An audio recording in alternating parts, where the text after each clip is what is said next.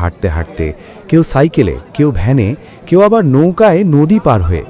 ভেজা মাটির গন্ধ, নদীর হাওয়ার সঙ্গে মিশে থাকে মানুষের কণ্ঠস্বর। প্রথমেই বসে গরু ছাগলের হাট।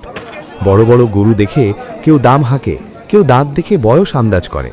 দরদাম নিয়ে তর্ক হয়, আবার শেষে হাসি মুখেই হাত মেলানো হয়। এখানেই বোঝা যায় বাংলা বাজারে ব্যবসার সঙ্গে সম্পর্কের বন্ধনও জড়িয়ে। কাঁচা বাজার আর মাছের আড়ত। বাজারের এক পাশে কাঁচা বাজার, সবজি বিক্রেতাদের পোশরা রঙে রঙিন। লাল শিম, সবুজ শাক, হলুদ কুমড়া, সব যেন প্রকৃতির আঁকা ছবি। একজন বৃদ্ধ কৃষক বসে বসে বলছেন, এই সবজি আমার নিজের ক্ষেতে ফলানো। আরেক পাশে মাছের আড়ত। মাছের ঝুড়ি থেকে পানি ঝরে পড়ে, রোদে চিকচিক করে মাছের আঁশ।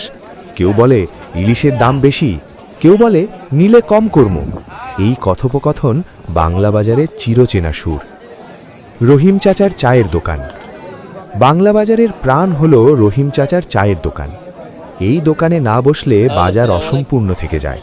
এখানে বসে গ্রামের খবর, দেশের খবর, এমনকি পুরনো প্রেমের গল্পও শোনা যায়। কেউ বলে আগে বাজারটা ছোট ছিল, কেউ দীর্ঘশ্বাস ফেলে বলে সময় বদলাইছে। চায়ের কাপে চুমুক দিতে দিতে মানুষ ভুলে যায় দুঃখ, কষ্ট আর ঋণের চিন্তা। মানুষের